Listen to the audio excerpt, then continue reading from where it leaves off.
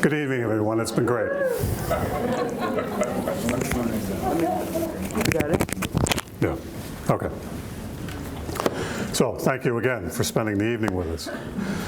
And thanks to the Wheaton Historic Commission, Bob Purdy, Nancy Flannery, and Deborah Corwin for inviting us to give this talk, for helping with the initial research on this talk. Thanks to the DuPage County History Museum, Michelle Budkova, who helped with the 4-H angle of this, and to the Wheaton Public Library for providing such a wonderful venue for this talk, as well as the very nice marketing material. Did you notice that picture that they took and developed that? That was very nice. I'm Brian Ostberg, and this is Joyce Ostberg. As Bob said, we formed Be Historic 5 years ago. We do some regional history, we do abandoned railroads, we do archaeology, paleontology, and so on.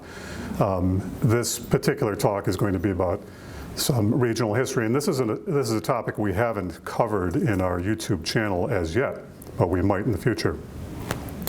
The talk will focus primarily on the traditional county fair of DuPage County, where Wheaton played a central role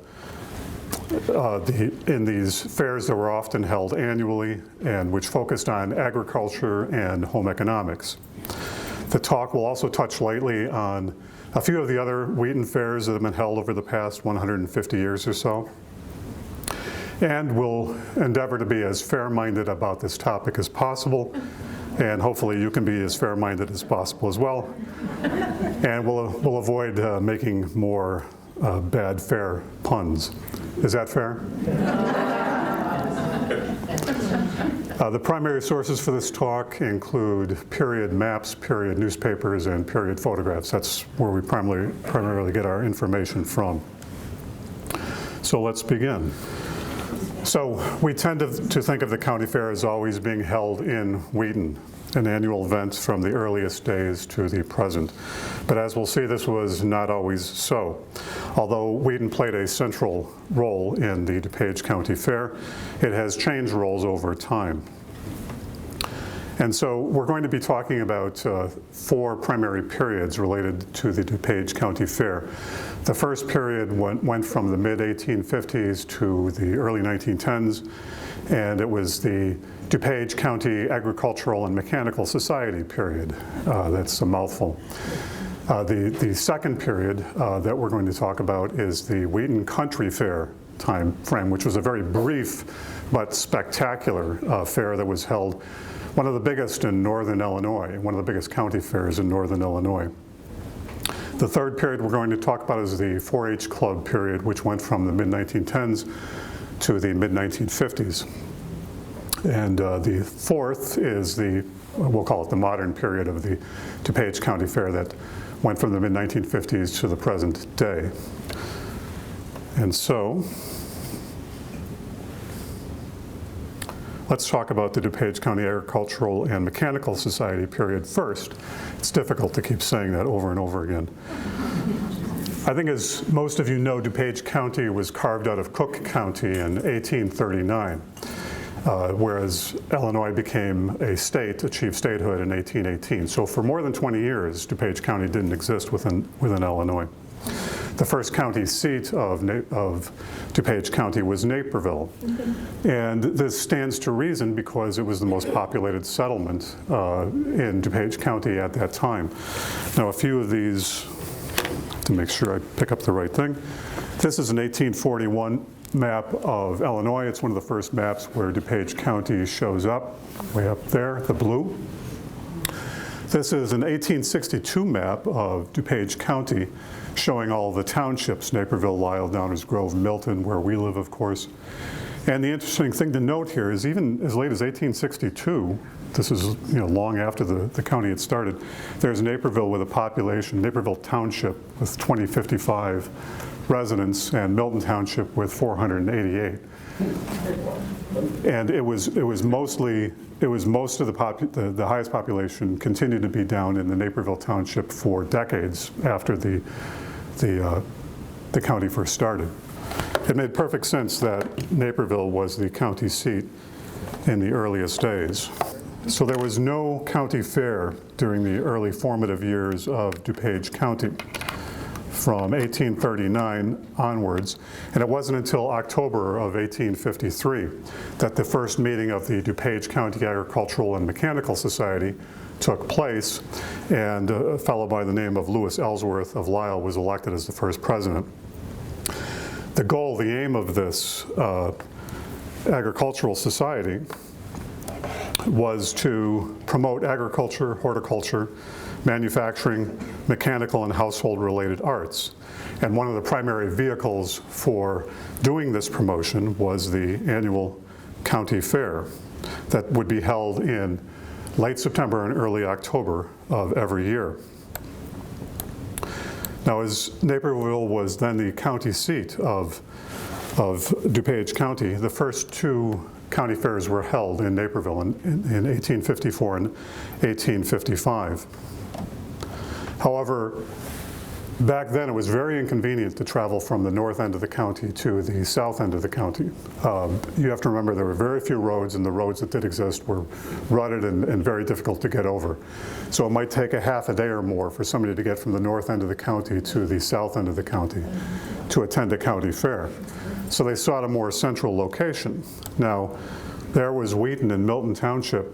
Wheaton was only about 5 years old in the mid-1850s. And it was also fortunate to be on the line of the Galena and Chicago Union Railroad, which, as we talked about in one of our previous talks here, was a pivotal moment for Wheaton. It really put it on the map and really launched it towards county seathood, if you will. So because it was along the railroad line and because it was centrally located, Wheaton was chosen for the site of the 1856 county fair. Now, the fair was to be held in September 17th, September 18th, and attendance was expected to be larger than it was prior to in Naperville. And a keynote speech was delivered by Benjamin F. Taylor of the Chicago Journal newspaper on the second day of the fair. This centralized Wheaton Fair must have been somewhat successful because less than a year later, in June of 1857, the DuPage County Agricultural Society, which was now chartered with the state of Illinois, selected Wheaton as the permanent home for holding its annual county fairs. Now, this may have been largely due to the generous donation of Jesse and Warren Wheaton, who gifted 15 acres of land to the society on the condition that if they failed to hold a county fair on the land within 3 or 5 years, depending upon the source, successive years, the land would revert back to the Wheaton or the Wheaton heirs. So this maneuver effectively glued the county fair to Wheaton in the subsequent years and likely helped the DuPage County residents to see Wheaton as a central location and the benefits of that central location. Because it's noteworthy that the very first vote to remove the county seat from Naperville to Wheaton occurred in April of 1857, just months after the first county fair held here in 1856, and concurrent with the land donation given by the Wheatons in the spring of 1857. And so you begin to see this pattern here with Jesse and Warren Wheaton, that they donated land to the railroad. The railroad comes through and it really launches Wheaton. They donate land to the Agricultural Society. The county fair, or the county fairs, comes to Wheaton. You can see they're really playing the long game with these land donations. So for decades thereafter, the annual county fair was held at the 20-acre Wheaton Park, located about 700 feet south of Roosevelt Road. Today is Roosevelt Road, then it was Batavia Road or Chicago Road as it was known later. Just south of the Whittier School, Whittier Elementary School, extending to about South Hale Street and bounded by Wheaton Avenue to the west and to the east by the east edge of the Whittier Elementary campus. And so the Whittier Elementary campus is something of a remnant of the fairground today. So here's the fairgrounds right here, very clearly marked. It's 20 acres because the Wheatons gave them 15, they purchased 5. So it was a 20-acre site. Here's what is today Roosevelt Road, then Batavia Road. Here's Warrenville Road heading off southwest to Warrenville, and here's Naperville Road. So just right between those two major roads was situated the fairgrounds. The other interesting thing here is that, so here's the cemetery, Wheaton Cemetery, that Jesse Wheaton donated also in 1857. And this grew northward, by the way, so this kept growing northward this way. So it was just a short jaunt over to the fairgrounds and vice versa. And I think, as many people know, this is something people would do on weekends, Sundays, go over and have a picnic by graves and so on. So it wasn't out of character at all.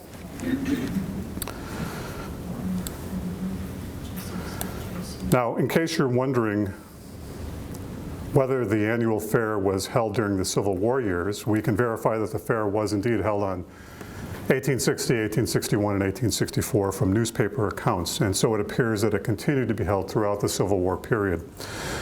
Farmers, we read, saw it as their duty to improve their crops, yields, and livestock so as to feed the Union Army. And related to that, up in the left-hand corner, you'll see. Oh, by the way, that's Jesse and Warren over there, in case if you didn't know, but I suspect most of you did. Related to the Civil War, there was a gathering of Union loyalists on the order of 6,000 people, one of the largest in Illinois, that met at the Wheaton Fairgrounds on Saturday, June 13th, 1863. This article talks all about that. Henry C. Childs, a local, was chosen as president of the event with speeches delivered by Thomas B. Bryan, a Chicago lawyer and a staunch Union supporter, and George C. Bates, a Chicago lawyer and an orator of much repute. And just to give you a flavor, I'll read a clip from the newspaper article. It said, all around the horizon, the air was aflutter with flags and banners and vocal with music. On horseback, on foot, in carriages, in monster wagons. 1,000 by the cars, train cars, poured into the spacious fairgrounds until it was a broad sea of true-hearted men and women who had come to give testimony for the noblest government the world ever saw. To do at home what whole regiments of their brothers, fathers, husbands, sons are doing in the field to strengthen the hands of the administration, to cheer the hearts of the soldiers. So the Great Western Band and the home bands of DuPage and the Wheaton Glee Club provided patriotic music for the fair. Noteworthy too, in case you're wondering why there's a picture of a sheep in the lower right-hand corner, for those observant in the audience, we tend to think of rural DuPage County with the usual livestock, cattle, dairy cows, swine, and poultry. But this was sheep country in the mid-1850s, much like most of northern Illinois. And a large volunteer sheep shearing festival was held at the Wheaton Fairgrounds in May of 1865. With the special election in mid-1867 for the removal of the county seat from Naperville, remember this is the second one, the first one was held in 1857, which Wheaton won this time by a hair, the slightest of margins. Not surprisingly, there were ill feelings for some time thereafter, and the annual county fair at Wheaton suffered for it. I'll get it. It took several years until the late 1870s, until the south end of the county, which was then the most populated, began to patronize the annual Wheaton County Fair. And so what was the annual DuPage County Fair like during the 1860s, 1870s, and 1880s? From various newspaper accounts, we've been able to reconstruct it to some degree, and it's not surprisingly a decidedly agricultural event. The Wheaton Fairgrounds were said to be spacious, well-fenced, with permanent buildings. For crops, there were exhibitions of both vegetables and grains. For livestock, exhibitions of sheep, swine, poultry, cattle, and dairy cows. Exhibitions of household crafts and arts. There were extensive horse shows, with horse races becoming a more prominent and featured part of the fair, especially in the 1870s and 1880s. And by this time, too, in that 20-acre plot we talked about a little while ago, there was a horse track that had been built within that fairground, those 20 acres. So this is a much anticipated and favored part of the fair in the 1870s and 1880s. But in theory, at least, the Fairground Society strictly prohibited gambling or gambling devices of any kind on the grounds, including lotteries, gift enterprises, or even door prizes for that matter. Farm and domestic machinery was put on display by manufacturers, the latest in plow design, etc. Sometimes there were other special events. I have a question about the map. Yep. Wheaton is spelled two different ways. Is that correct? Where now? Wheaton is spelled with a W-H and with a W-E. Oh yeah, that's interesting, yeah. It's a mistake. It's a mistake, yeah, that's Warren Wheaton. Is it supposed to be W-H or W-E? I think most spellings were WH. Was it? Yeah. Okay. But as we talked about in a previous talk on the railroads of Wheaton, it was originally, the town was called Wheatons, perhaps like Wheaton's Depot or something of that sort. But it was a railroad station before it was a town, really. Let's see. So we've already, we went back, didn't we? Okay. So we talked about the gambling. And we were talking about, okay, sometimes there were special events such as plowing matches, shooting contests, handsome baby contests, egg races, wheelbarrow races, and foot races. There would often be music supplied by a local DuPage band, but not always, and when it was absent, they got criticism. One or two speeches, often made by well-known orators, were delivered on the final day of the fair. And that was typically a big event for them to have special orators come and deliver these speeches. It was in the 1870s when the timing of the fair moved from late September, early October to late August and early September to accommodate the school calendars and to allow more children to attend the fair. In the 1880s, we begin to see more references in the newspapers to hucksters, fakers, swindlers, shell game conmen showing up at the fair. In the 1890s, we see additional events such as oration contests, old settler reunions, which featured various contests such as a teacher who had taught the greatest number of years, the oldest shoemaker,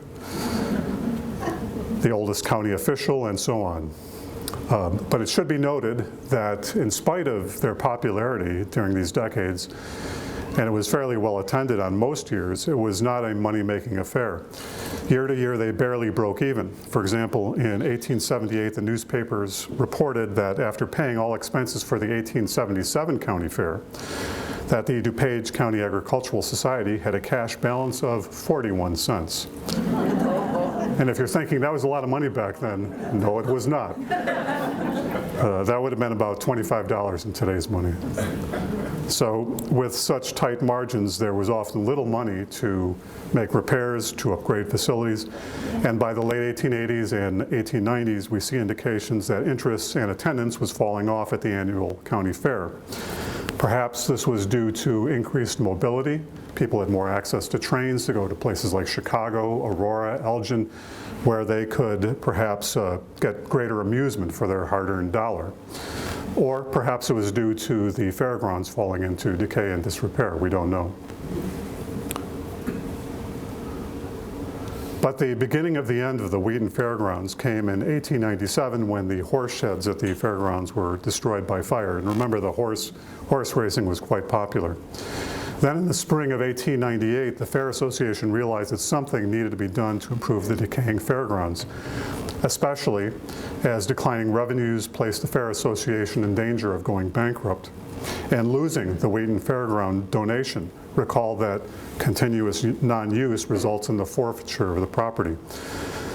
They went back to the Wheaton family, who had donated the land originally, and they loaned them another $2,000, which would be about $65,000 in today's money, to do repairs, to build a new fine arts hall, a new poultry exhibition house, new horse stalls, etc. The Fairground Association, meanwhile, rented the fairgrounds to the Wheaton Golf Club, not the Chicago Golf Club, but the Wheaton Golf Club, starting in 1899, which built a small 9-hole golf course, utilizing the horticultural fair as a clubhouse and the brand new fine arts hall as a locker room. Now, this is just a nice picture that was in the newspaper, seen at the Peasants' Dance in the Wheaton Golf Club. So this, like the Chicago Golf Club at the time, was a place of high society, affluence, etc. So this was a country club in Illinois, or Wheaton at the turn of the century. So perhaps concerned about the long-term viability of the County Fair Association, the Wheaton Golf Club later moved their course to a location just east of the Chicago Golf Club in the spring of 1902. And note that the Wheaton Golf Club later became the Green Valley Country Club. So by this time, in early 1902, at the same time, the Fair Association had been unable to pay back any of the original loan, either the principal or the interest. And so the Wheaton family brought suit against the Fair Association. And the result was that the Wheaton Fairground land was returned to the Wheaton family, and the community of Wheaton lost its fairground of more than 40 years. Much of that land, as we mentioned, is part of the Whittier Elementary School campus, as well as the residential property to the south of that campus. But as Wheaton and its fairground faltered, other DuPage communities stepped up to fill the void for the annual event. For example, a county fair was held in Glen Ellen in 1904, led by the Women's Sewing Club. And in 1906, a county fair was held in Downers Grove, led by the women of the Downers Grove Congregational Church. To be fair, note it was women who stepped up. So now we're going to talk about the next glorious epic of the DuPage County Fair, the Wheaton Country Fair, and Joyce is going to walk us through that. There we go. Okay, we'll try this again. Those are my notes. Thank you all for coming and for helping us deal with these microphones here. Well, the DuPage County Agricultural Society and their annual country fair were struggling through the 1890s. Another institution emerged to the northeast of Wheaton. In March of 1894, the Wheaton Driving Park Association was officially incorporated. They had $10,000 in capital stock, and they were primarily funded by 3 investors, J.P. Smith, Charles D. Clark, and Harold D. Wakely. The driving park consisted of 80 acres. Let's see if I can do this without tripping over the cords. It was south of Geneva Road, and it was bounded by what is today on North Washington Street to the west, Driving Park Road to the east, and Parkway Drive to the south. The Wheaton Driving Park Association very quickly set about building a 1-mile regulation track for training horses, or trotting horses. They also built stables for 150 horses with the accompanying training barns. The track and facilities were all operational within a few months. There were, of course, almost immediate local protests against the Wheaton Driving Park. It was said that they would bring about gambling, drinking, and other demoralizing influences. But over time, these protests seemed to just kind of fade away. The new racing venue also gained the attention of another institution, and this was the Gentlemen's Driving Club of Chicago, whose members were wealthy horse fanciers in Chicago. The Gentlemen's Driving Club appeared to have either leased or purchased the Wheaton Driving Park by about mid-1898. At that time, the driving park had 4 large barns on the premises. The Gentlemen's Club wanted to invest about $20,000 or $650,000 in today's money in the driving park. They built a new grandstand and also several barns for stabling. They were initially wanting the driving park for a large trotting and pacing meeting that they were to have that summer. But they also wanted to hold matinees there, and they did hold matinees from June through October. And every Saturday afternoon, these matinees were free to the public.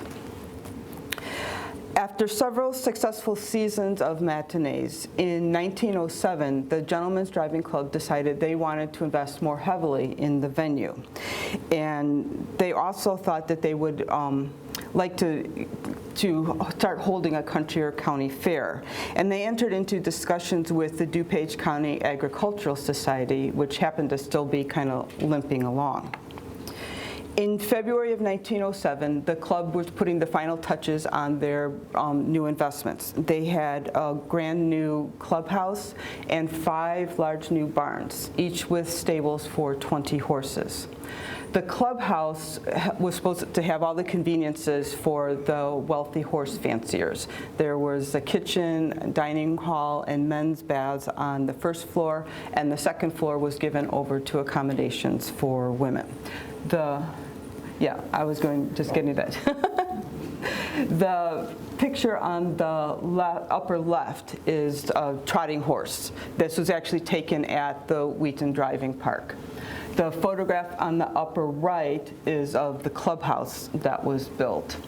And the newspaper article on the lower left here is of the incorporation of the Wheaton Driving Park. Now let's see if I can.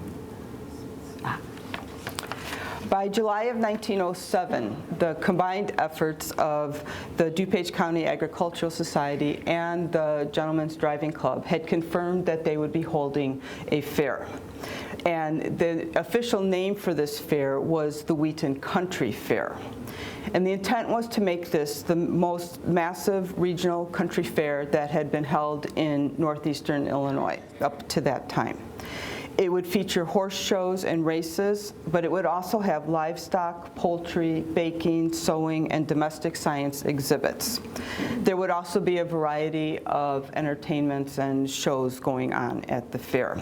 And the proceeds from the fair would be used to benefit the Lying-in Hospital in Chicago. This would be a 3-day fair. It would be held from September 12th to the 14th.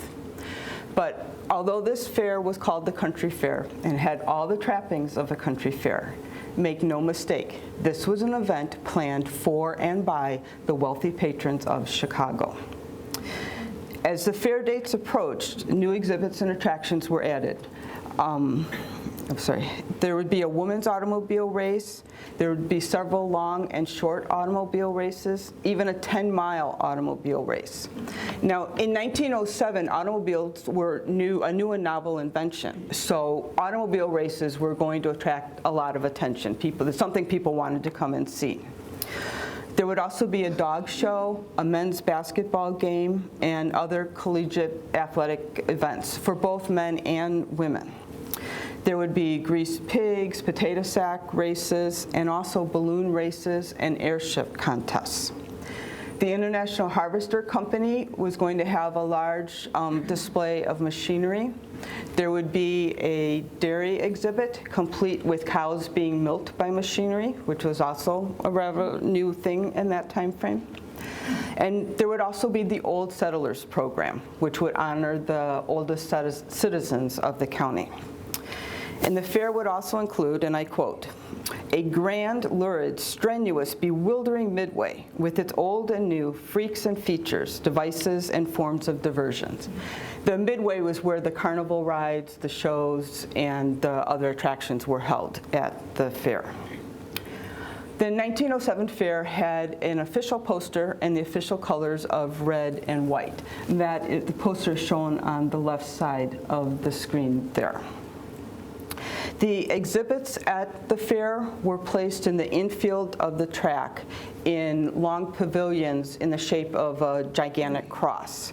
The center of the cross held a huge tent, and in this tent is where the livestock exhibitions would be held. On the racetrack of the fairgrounds area, there would be the horse show, horse races, motorcycle and automobile races, the basketball game, and the athletic events.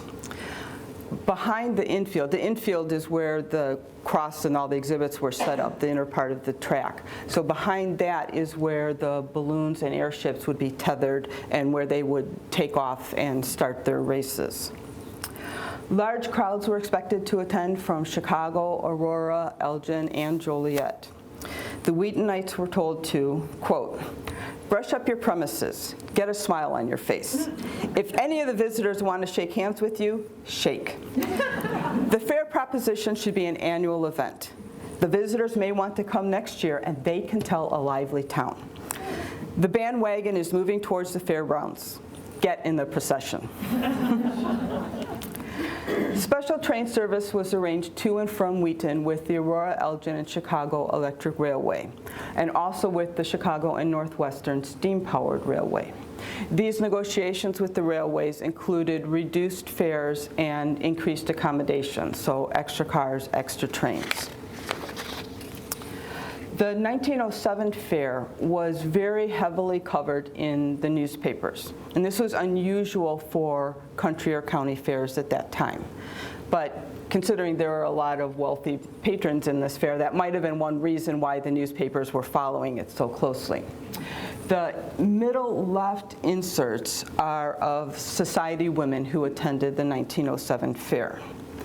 The upper right newspaper insert is of some of the young women who were in the beauty contest. The lower middle right was the old settlers, or some of those who participated in the old settlers program. And then the photos on the far right, the top one is of the track and grandstand. The center one is of the carousel, and the lower is taken at the midway. I did forget to mention now, with the beauty show, and those contestants are at the top right, originally it was said that only young women who had been born and raised in DuPage County could enter the beauty show. But the fair organizers got a lot of flack for that. And so they changed it to any woman who had resided within DuPage County for at least 1 year. So probably someone who wanted to compete wasn't born and raised in DuPage County. Do you know who won it? Pardon me? Who won the beauty contest? We do. We don't have that. I don't have that name with me right now. There was so much information, and we didn't want to keep you here all night long, so we had to trim some of it. There were a lot of contests. The Wheaton Country Fair opened on Thursday, September 12th with much pomp. There was a grand parade that went from Wheaton to the Fairgrounds. This was led by J.F. Snyder of Wheaton, who was the Grand Marshal. The parade was followed by the Old Settlers program. Music was provided primarily by Wheaton College's male quartet, and they were said to have sung very appropriate selections. There were, of course, the required speeches, both by local dignitaries and by the fair organizers. Newspapers reported that the fair was a clean, well-conducted exposition with a program of events which gave visitors something to look at every minute. The boxes of the clubhouse balcony and lawn contained many people from Chicago and surrounding towns who were Wheaton visitors for the first time and who would be desirable citizens, and that they were favorably impressed with Wheaton. This photograph is of the fair, obviously, at the track, the clubhouse and the track, and then some of the fair visitors. After 3 glorious days, the first annual Wheaton Country Fair came to a close. Transportation was handled admirably by the AE&C and the Chicago and Northwestern.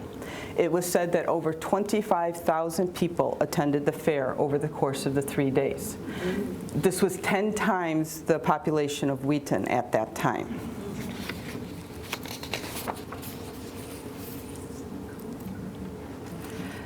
Then, having held a successful fair in 1907, wealthy socialites and Wheaton residents Robert S. McCormick and Edwin N. Hurley began to actively promote making the Wheaton Country Fair an annual event.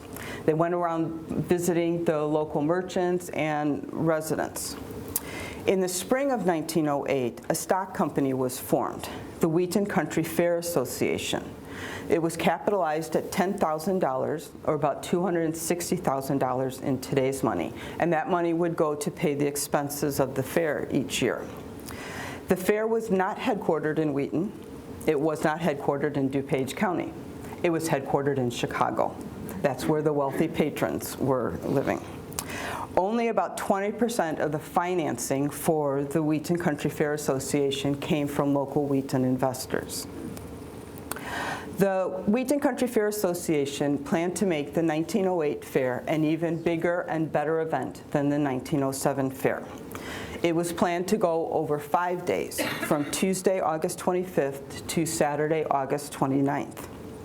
Like the previous year, newspapers and circulars in the area gave expanded coverage to the fair, both in the days leading up to the fair and during the fair itself. The fair was even covered in newspapers as far away as New York. The fair was once again held at the Gentlemen's Driving Club. Over 100 large tents were set up at the fair, kind of giving it the look of Chicago's White City. The huge Midway had 30 to 40 venues and shows. Amphitheaters and tiers of covered seats were set up to seat hundreds of spectators in addition to the clubhouse seating. The clubhouse boxes were fully booked and reserved with Chicago and DuPage counties good and great. And thousands of electric lights were installed to give the fairgrounds a pleasing atmosphere in the evening hours. Tuesday, August 25th, the opening day opened with the Old Settlers Reunion and contests. Some of these contests were the 5 and 10 mile motorcycle races. There were horse races, a parade of Clydesdale horse teams, drills of the Ladies Mounted Cavalry, which was a very popular event. There was a gentility derby and children on Shetland ponies races.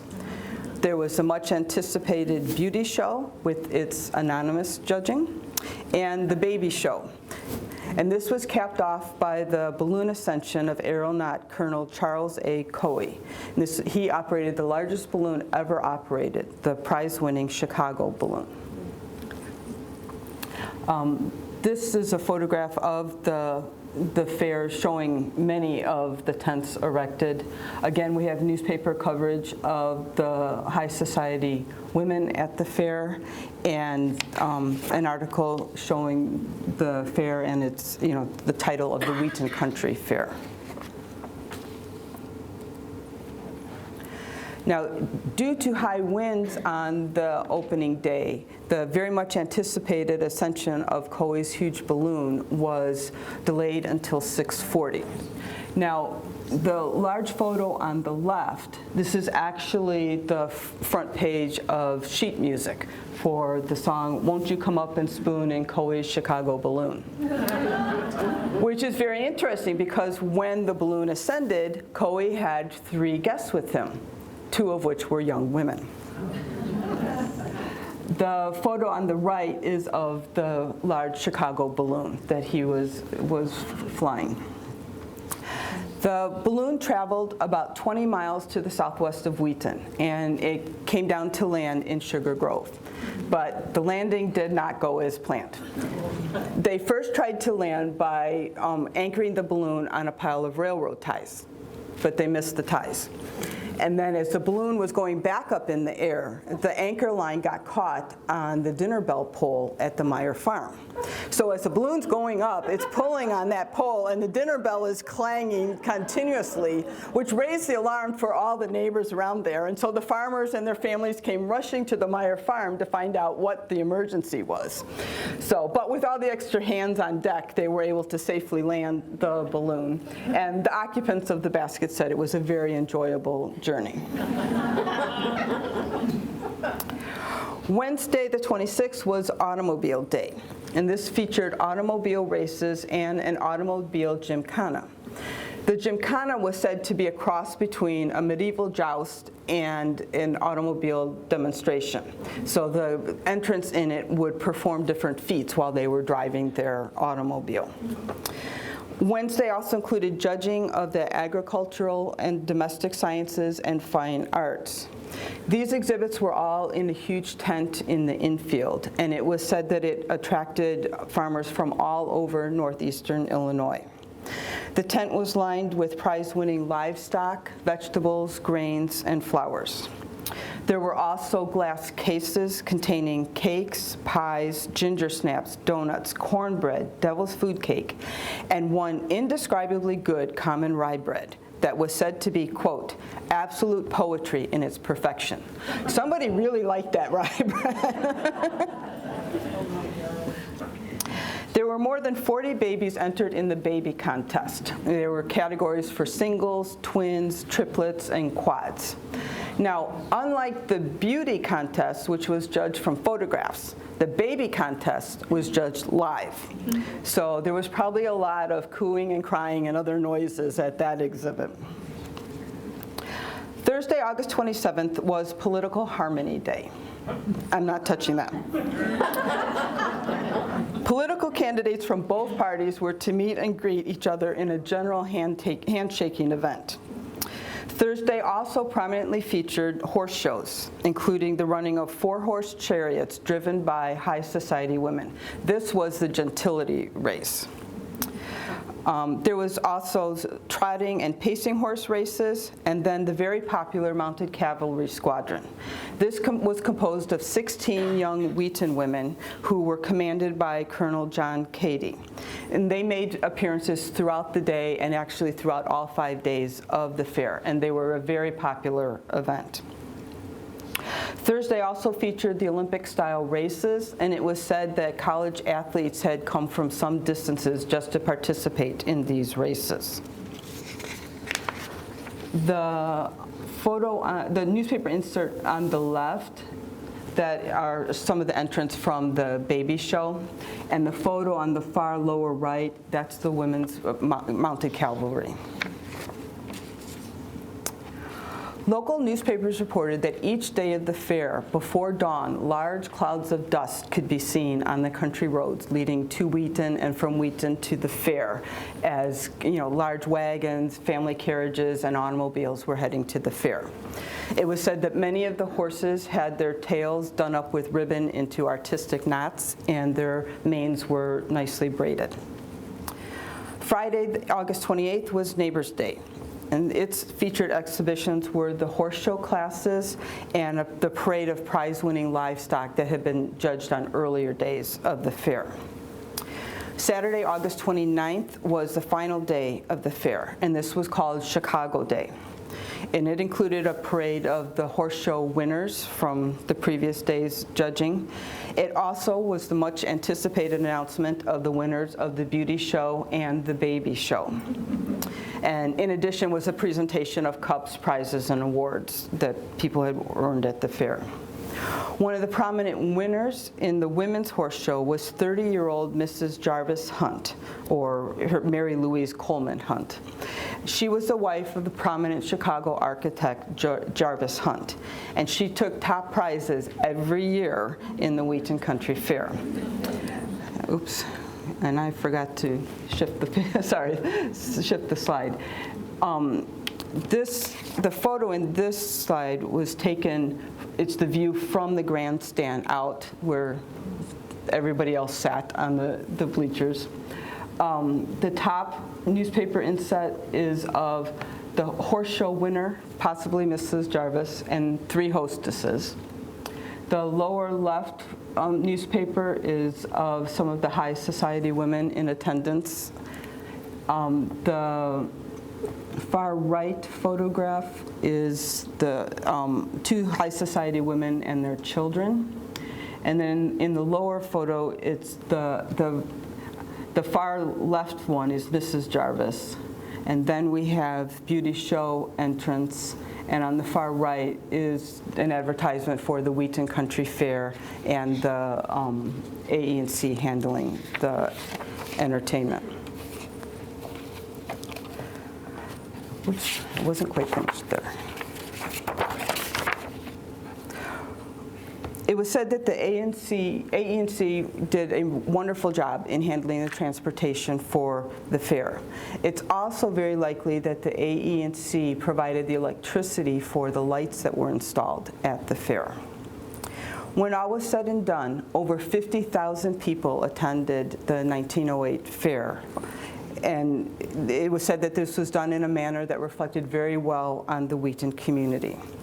Quote, "The crowd was dense and wonderful and good-natured. It cheerfully accepted everything in the spirit in which it was given." The fair organizers were so happy with how the 1908 fair turned out that they began discussing building permanent fair structures at the Gentleman's Driving Park. They also talked about each year having bigger and more expansive fairs, and that this should be made an annual event. They felt that the population of the Chicago area really liked these events, and they wanted this to continue every year. Unfortunately,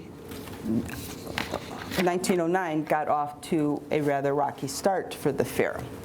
The organizers from 1907 and 1908 were not available to plan the 1909 fair.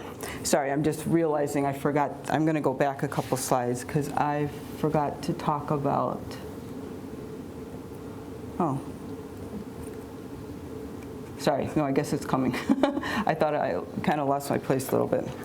So 1909 got off to a rocky start. They didn't have anybody to plan it. It wasn't until mid-July of 1909 that it was officially confirmed that there would be a fair. And the fair, though, was scaled back from 1908. It would have shorter daytime hours, and it would only go over the course of 3 days. It was from August 26th through August 28th. From very early on, the 1909 fair was to primarily be focused on being a horse show. They had over 150 entrants in the horse show. And the organizers wanted it to be the biggest horse show ever held in the Chicago area. In fact, the newspapers very quickly began referring to this event as the Wheaton Fair and Horse Show. You can see that on the newspaper insert on the lower left here. And again, the AE&C is providing transportation for this fair. The 1909 fair was to include roadsters, harness racing, champion pony and saddle horses, combination horses, hunters, and speedway class trotters. The organizers also arranged for Putnam's Wild West show to perform each day of the fair. This would have bronco busting and shooting exhibitions by both men and women. The Gentleman's Driving Club added 30 new stalls to their barns, so they now had 130 stalls, and they had 5 large barns just to hold all the equipment needed for all the different horse-related events. With the focus on the horse show, though, there were some very notable popular events that were cut. And this was the livestock shows, the beauty show, and the baby show. So these were not held in 1909. The official colors of the 1909 fair were changed to blue and yellow. The fair organizers requested that Wheaton businesses and residents decorate their premises in blue and yellow. So local Pittsford dry goods store laid in a supply of blue and yellow bunting. So this is a photograph of Railroad Street, or what we call today Front Street.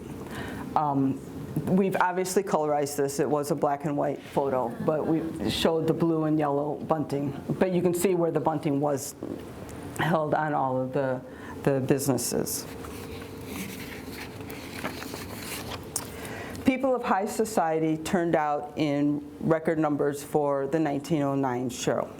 Many of Chicago and DuPage County's good and great reserved open-air boxes at the clubhouse grandstands. Among these were Potter Palmer Jr., J. Ogden Armour, George Plamondon, and George Fabian, familiar names. Mrs. Frederick Dent Grant, the wife of General Ulysses S. Grant's eldest son, Frederick, also reserved one of the open-air boxes. She is pictured in the upper left there. And the photo is of the grandstands with the open-air boxes during the fair. The lower left photo is of the harness racing, and the far right is a female horse tamer, which I'll mention in a minute. The fair opened on Thursday, August 26th, and the gates opened at 11, and the program started at 12 noon. School children were admitted on this first day free of charge, and they turned out in large numbers. The program was started with a 30-minute band concert. It was followed by 2 harness races, a horse show, then a steeplechase, and a horse race, so very horse-related. After these events became the Automobile Gymkhana. There were 16 entrants in the 1909 Automobile Gymkhana, and they performed stunts such as dodging barrels while carrying a glass of wine, throwing rings at a revolving wheel, throwing their hat through a loop. This is all while they're driving their cars. Spearing rings and balancing on a teeter-totter board while they were driving.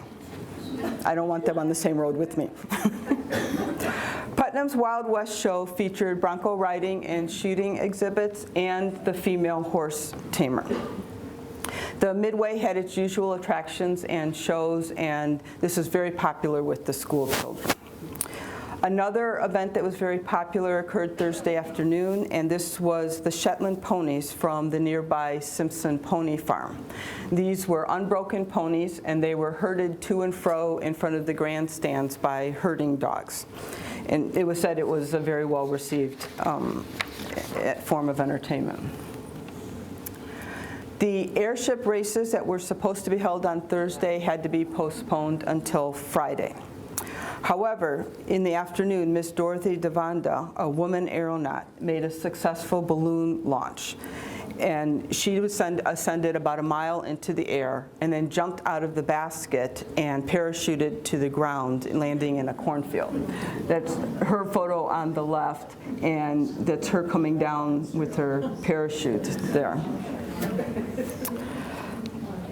On Friday, the day started out with clear skies, which was helpful for all the balloon events that were to be held. The much anticipated airship race was conducted. The Wheaton airship came in first, followed by the Chicago airship. The ones from Aurora and Elgin were behind everybody else. In a second major event, James L. Case of Chicago ascended in another hot air balloon. This was made of paper. And when he was about a mile up, he lit the balloon on fire, cut himself loose, and came down again via parachute. Miss Dorothy Devanda also performed a second balloon launch and descent with her parachute. Unfortunately, after that, clouds and rain moved in, and so further events had to be postponed until Saturday. So the final day of the fair was Saturday, and it opened at 10 a.m. in order to accommodate all the events that had been postponed from Friday. The activities on this day included harness horses, speedway class trotters, saddle horses, ladies singles horses, park tandems, roadsters, combination horses, and farmers' outfits. There was also another automobile gymkhana. And the 1909 Wheaton Fair and Horse Show closed at 7 p.m. Now, perhaps it was due to the inclement weather, maybe the abbreviated fair schedule, maybe because some popular events weren't held, fair fatigue, combination of all of the above, but attendance at the 1909 fair fell far short of what the fair organizers had hoped for. Worse, a few months later, the State Agricultural Board said they weren't giving the Fair Association state funds. Their funds were for agricultural fairs. They had had a horse show, no agricultural events, so the state wasn't giving them the money. In January of 1910, the Wheaton Country Fair Association Board reported a loss of more than $3,400 out of their $10,000 capital. Later, in early March of that year, at a stockholders meeting for the Wheaton Country Fair Board, a vote was taken to dissolve the corporation, and it passed unanimously. So the remaining funds were dispersed amongst the shareholders. Their assets were given to the Wheaton Driving Park Association, which was still in existence. So within just a couple of years, an event that had opened with all this pomp and circumstance and confidence totally fizzled out, which makes you kind of think, you know, they had two really good fairs and one mediocre fair, and then they shut down.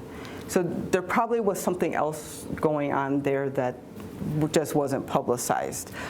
They'd made a hard turn from the real country fair to just a horse show. So maybe there were some, you know, philosophical differences between members of the association and the directors, but they came to an end in early 1910.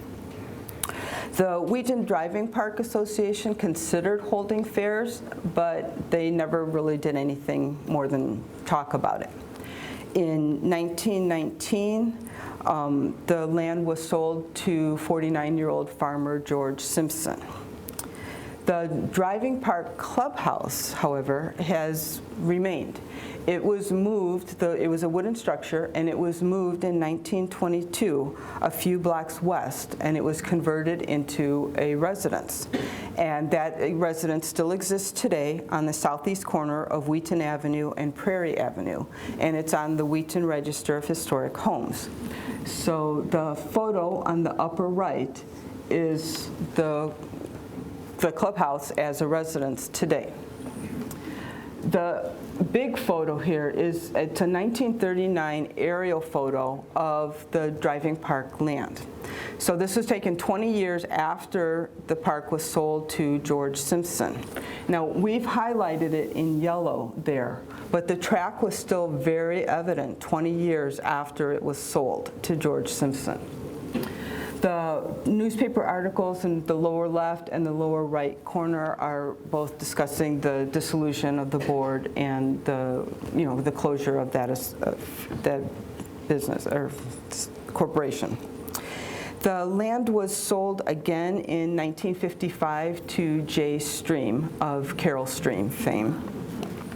He proceeded to build the Hawthorne subdivision, but he preserved the driving park heritage of the land by the names he gave many of the streets. So today there's still Bridle Lane, Turf Lane, Driving Park Road, Paddock Lane, and Paddock Court. So Brian will now continue on with the story of the DuPage County Fair. I think this is you. Do you want me? Yep. Okay. Thank you. Yeah. Can you hear me? Yes. Excellent. Okay, so this brings us to the third epic of the DuPage County Fair, the DuPage County 4-H Fair, which went from the mid-1910s to the mid-1950s.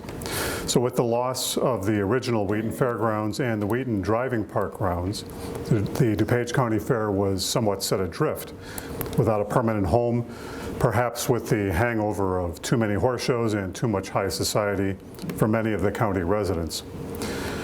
Now, while the Wheaton Country Fair was in full bloom, there was another organization, seed taking root, grounded in agriculture, that being the 4-H organization, born out of corn and tomato clubs in Ohio and Illinois, designed to teach youth about farming techniques and home economics. 4-H, I think, as most of you know, refers to head, heart, hands, and health, although originally it was head, heart, hands, and hustle. Not sure if everybody knew that. These clubs were so successful that they engendered federal support via the Smith-Lever Act of 1914, which created a cooperative extension system nationalizing the 4-H club movement with federal financial support. And as we'll see, it was the rise of the 4-H clubs that brought the DuPage County Fair back to its original roots with a focus on farming techniques, raising agricultural standards, and creating a positive atmosphere in rural communities. And this brought with it both state and federal funding, as we mentioned, which reduced the need to create huge fairs with events and activities designed to bring in large audiences, but which diverted the county fair from the concept of it, or its original intent. Meanwhile, back in Wheaton, community fairs of various forms continued, such as the annual reunion on the upper right-hand corner there, right there, such as the annual reunion of the Grand Army of the Republic, which feted Civil War veterans. So this was something that happened before and continued to happen. And these activities moved to the county courthouse grounds and to other local parks. So let's just take a quick review of the various fairs that took place in Wheaton during this time from the mid-1910s to the mid-1950s. So mid-September of 1914 saw what might be the first attempt of a reconstituted county fair at the DuPage County Farm. Previously, the DuPage County Poor Farm facilities, where a large public picnic was held, showcasing the agricultural work of the county farm, their modern farming methods, crop rotations, tools, livestock, and crops, like alfalfa. This is when alfalfa was being introduced and became a very popular crop. And these county fairs were used to introduce new things like that. And in spite of the gloomy weather, some 400 people attended the event, where speeches were presented, farming demonstrations were given, and a musical program was provided by the Warrenville Band. So this is this article right here we're talking about. Organizers hoped that it would become an annual event, although it did not appear to last more than a few years. The American Legion Carnival became a very popular annual summer event in Wheaton in the 1920s and 1930s, sometimes being held in a grove near Weisbrook Road, other times in a field 1 block east of the county courthouse. So this is the 1925 timeframe. A little county fair was held in Memorial Park in September of 1927, featuring vegetables, grains, fruits, and shrubs from local farmers and gardeners. A strolling band of gypsies played music and sang and told fairgoers their fortunes. I kind of wondered what those would be. Your tomato crop will fail next summer. In 1932, Wheaton held a 100th birthday celebration during the first week of July, honoring the year that Warren Wheaton was said to have arrived from Pomfret, Connecticut. This was a large 3-day celebration with the centennial starting on July 2nd, culminating in a huge parade which featured an elephant and a large celebration on the Wheaton High School athletic field between Roosevelt Road and Illinois Street during the evening of July 4th. By the way, the chairman of this celebration, the person who was the chairperson, was Dick Cook. Now, anybody who attended our Winfield Mounds talk a few years back, this was the same man who dug a trench into the westmost mound at Winfield Mounds and then called in the University of Chicago to complete the excavations. So it's always very cool when we find these connections between these research topics.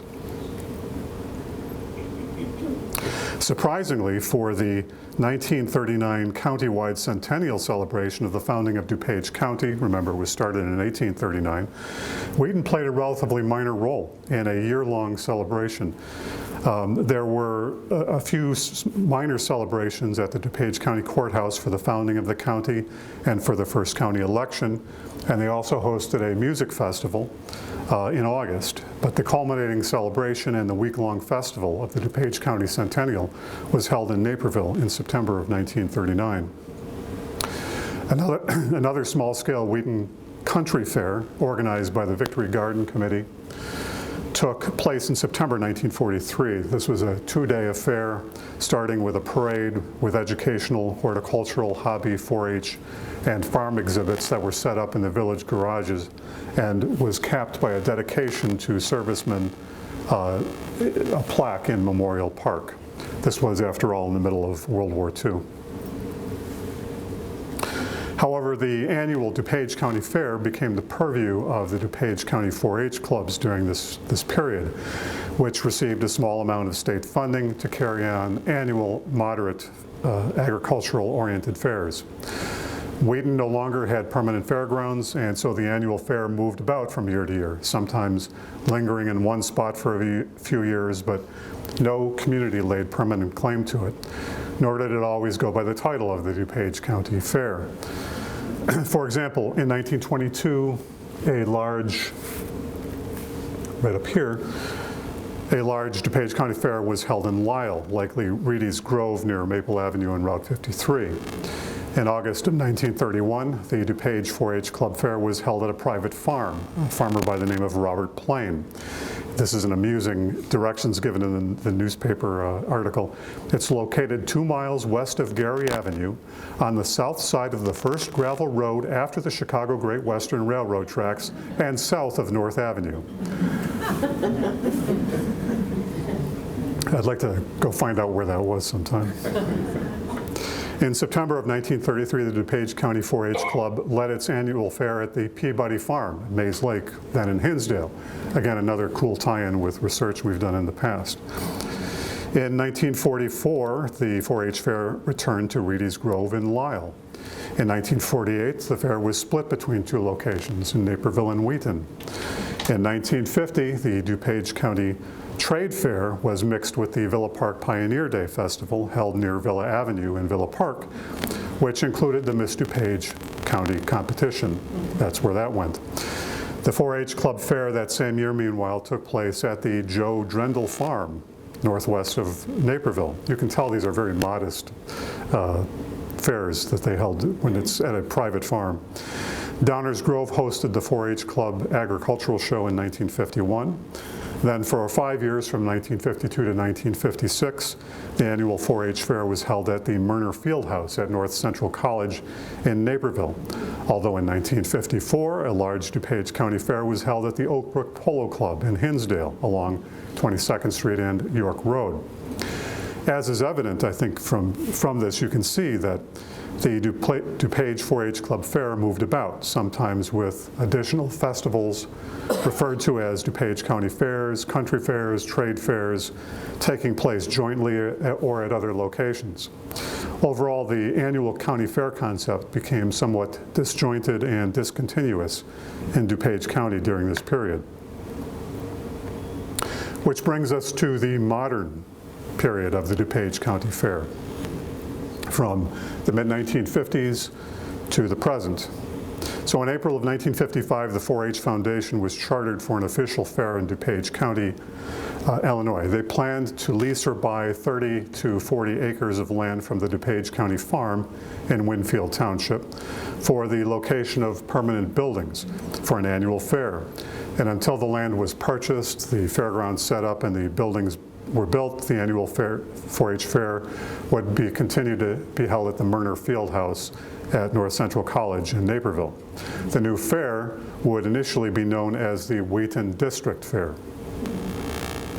In July of 1956, the 4-H Foundation took a 50-year lease on 40 acres of land at the southeast corner of the DuPage County Farm in Wheaton along Manchester Road. I think the place that we're all familiar with.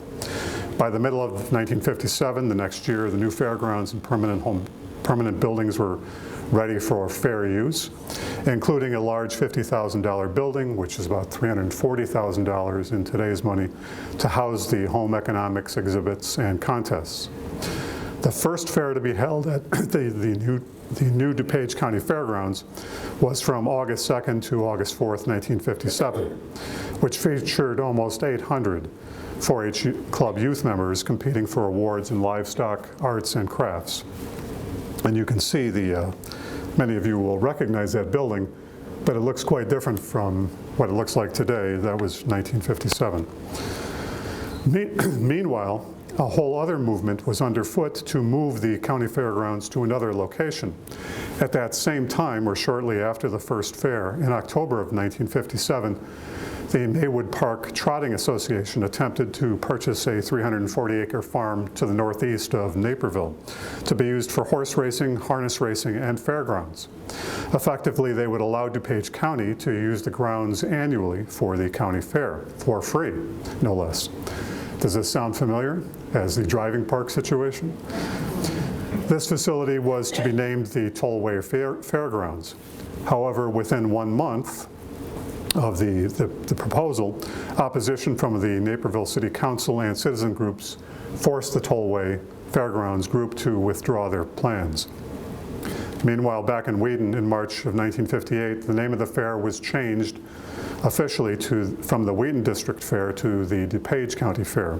We don't quite understand what the legal technicality was, but they could not call it the DuPage County Fair when they originally started in 1956. So with the new fairgrounds established along Manchester Road in western Wheaton, the DuPage County Fair quickly grew to be an annual agricultural touchstone for the now semi-rural county, as well as a popular amusement and entertainment venue. And it's remained so for decades, even as more and more rural farmland has disappeared from the county's plat maps. By 2000, DuPage County was less than 5% farmland, and today that number has dropped to less than 1% of its land area. And so, as a result of that, by the early 2000s, there were calls to stop or relocate the DuPage County Fair, as DuPage County officials jealously eyed the fairground acreage as potential space for new buildings within the growing county farm complex. The DuPage County Fair Association had a lease with the county until 2020. It had extended from the original 50-year lease, paying an annual rent of $1,500. Although the fairgrounds are only used by the county fair for 1 week of every year, the buildings and grounds are often leased by other organizations and groups throughout the year, including train shows, craft and quilt shows, flea markets, cultural festivals. It also serves as a venue for weddings, corporate events, trade shows, and fundraisers. In 2011, for the first time in its history, the fair was allowed to sell alcoholic beverages in the form of wine and beer at a beer garden as a means of generating more revenue, and that worked. Although it receives some state funding, the DuPage County Fair barely breaks even year to year, despite annual attendance on the order of 200,000 people. As we've seen throughout its history, the fair, it's fair to say that the DuPage County Fair has never been a money-making enterprise. So DuPage County has continued to explore new uses for the fairgrounds, as there has been an uneasy relationship between the Fair Association with the county. In 2015, for example, more than 300 building code violations were found by the City of Wheaton during an assessment by a DuPage County real estate task force, which is perhaps not too surprising given that most of the buildings there are 60 years old or more. A 2020 renegotiation allowed for a continued lease extension of the fairgrounds, but there's been no renewal of a long-term extension to our knowledge, at least. Maybe somebody else might know. There has been?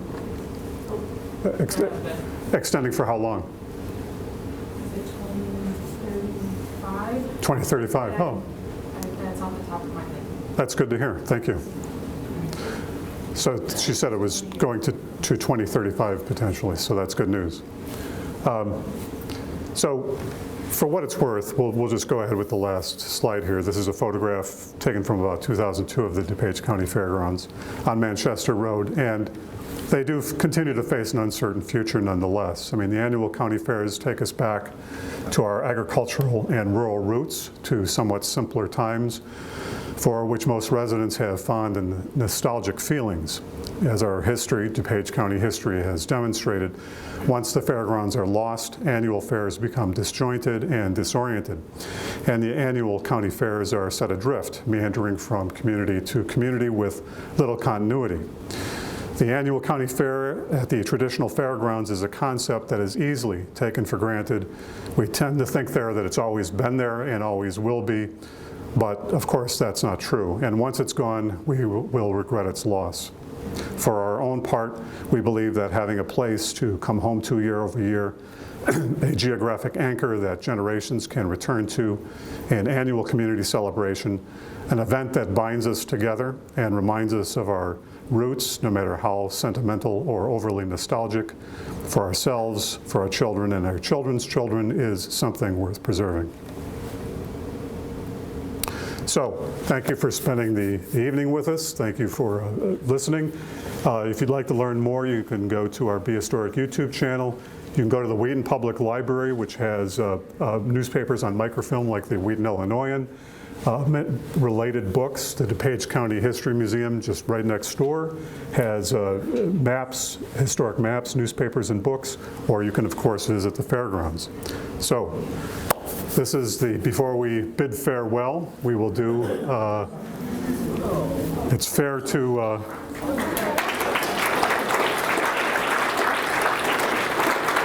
we'll do a Q&A. Any questions or comments? Yes. I wonder if you have any information on the size of the Wheaton, of the DuPage County compared to other counties in Illinois? No, that's something we didn't look at, and I'd be... Brian, repeat the question. Yeah, the question was, do we have any information comparing the size of the DuPage County and DuPage County Fair Association relative to other fair associations? And no, we do not. There isn't an exact number, but it is one of the smaller ones that is actually going to be reduced in size within the next year. So The property is being, part of the property is being utilized by UDOT for facilities, and so the fairgrounds will actually be about 15 acres smaller in size within the next year. So By the end of next year. There was, I'm not aware of the vote. I'm sorry, No, I know. I'm just trying to repeat it for other folks because I can't hear it. You said that it was going to be reduced in size from 40 acres down to 25 acres, 15 acres. So it's going to be a smaller. That last picture that you have, that whole area where the carnival was, will no longer be part of the fairgrounds.